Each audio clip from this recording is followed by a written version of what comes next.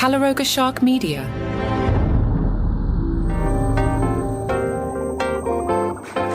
Hey there, I'm Johnny Mac, and today I'm going to talk about some other stuff as I've been talking about for the weekends of January. I just want to do some other things, experiment with the format a little bit. I was running the stats from 2025 to see what was resonating or not. I'm always trying to grow the show and get more listeners in. I ran this through AI, and the AI tells me, based on episode performance, conflict-driven stories outperform announcements. Comedy intersecting with politics, money, or elite institutions drives engagement. Comedy intersecting with politics goes to both Colbert and Kimmel. Intersecting with money is the Riyadh Comedy Festival, and elite institutions is things around the White House or perhaps the Kennedy Center. The secondary episodes are comedians responding to comedians. So if I can find a story where, comedian X calls out comedian Y, those do really well and actually outperform the original event. That's interesting.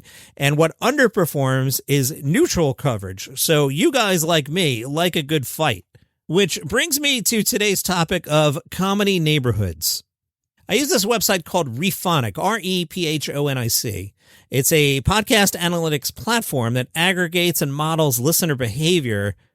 They pull it from the Apple Podcast data, but what they try to do is visualize relationships between shows. They create this really cool graphic where you'll see, if I type in Daily Comedy News, there'll be lines connecting to other shows. So they kind of map it out the way they map out a star chart on your favorite science fiction show. So here in the middle, I see Daily Comedy News, and then there are lines to different shows. So I see a direct line.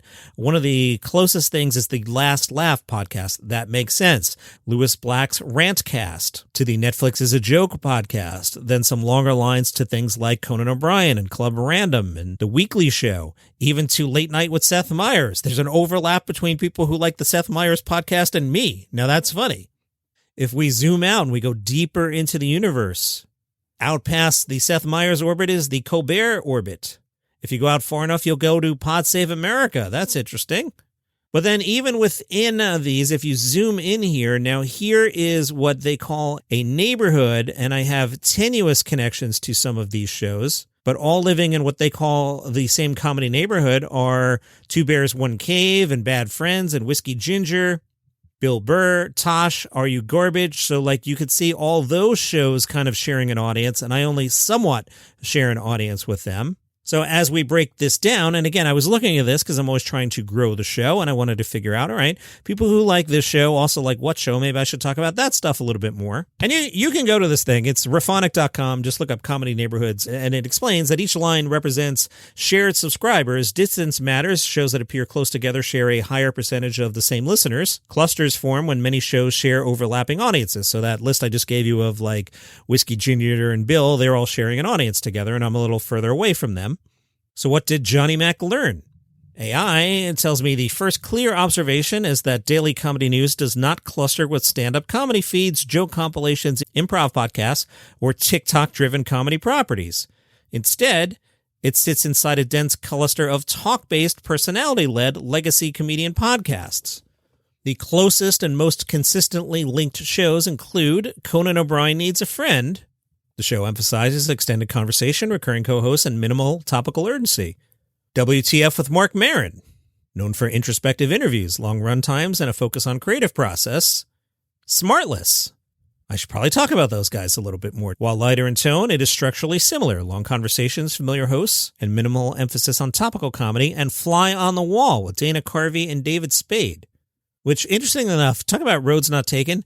I was with Cadence 13 when they did that deal. I still don't know why they didn't ask me to produce that. It's fine. I'm not upset. And my mom was pretty sick at that time. So that might have been the choice, that maybe my head wasn't totally in the game. That could be the reason. And I don't mean that as a dig. My boss was very, very, very, very, very, I can't say very enough times, very, very, very kind. It gave me a lot of rope and a lot of space to just do what I needed to do at that time. So it could have been that they didn't want to burden me with having to produce another show, because I do play hard. So if you give me work, I will do it.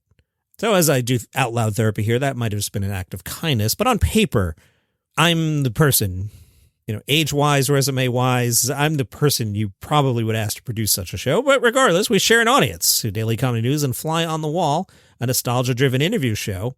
Now, what's interesting here is Maron's older than me.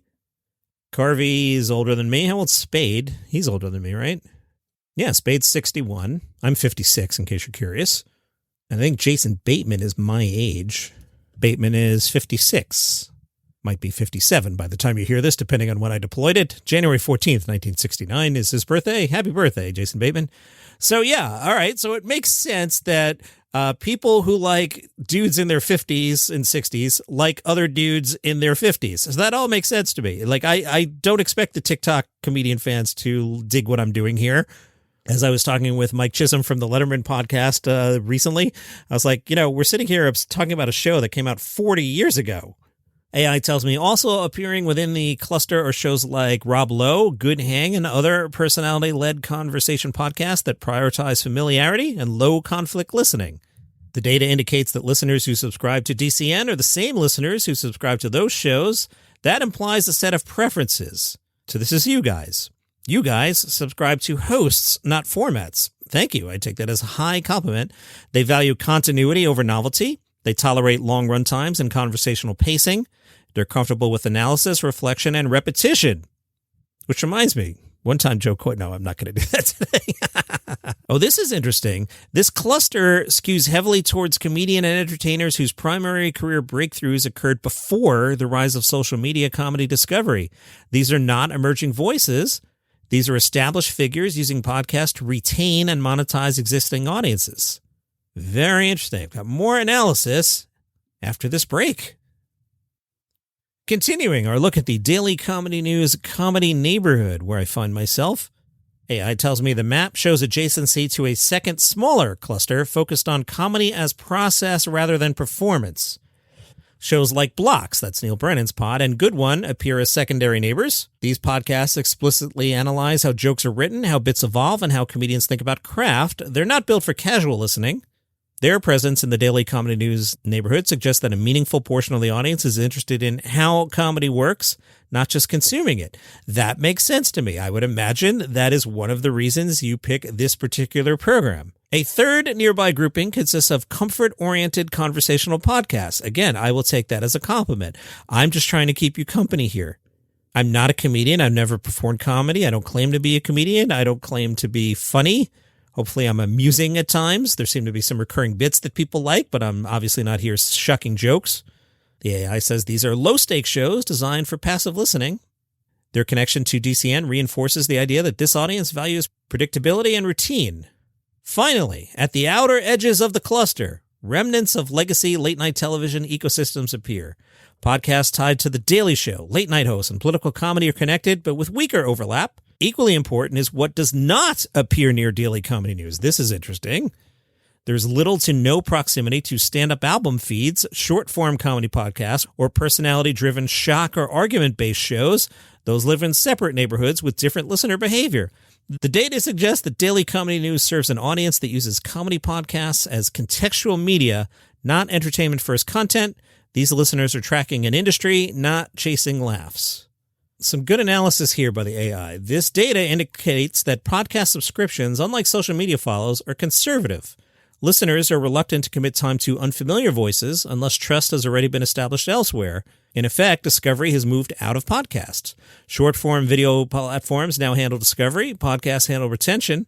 That division explains why comedians who break on TikTok or Instagram often struggle to translate that audience into podcast subscriptions, while legacy comedians maintain strong audio audiences even as their television relevance declines. Another conclusion from the cluster structure is tone tolerance. Listeners in this neighborhood tolerate introspection, repetition, and even periods of low energy. Hi, I'm Johnny Mac. What they do not tolerate is chaos. Podcasts built on confrontation, outrage, or aggressive performance styles are structurally absent from this cluster. That makes sense. I'm not a yeller and screamer. The dominant cluster around Daily Comedy News reflects listeners who likely aged out of appointment television and high-energy stand-up consumption. These listeners still want comedy, but in a format that integrates into daily life rather than demanding attention. Interesting stuff there. And that's today's episode of Daily Comedy News. I'll see you tomorrow.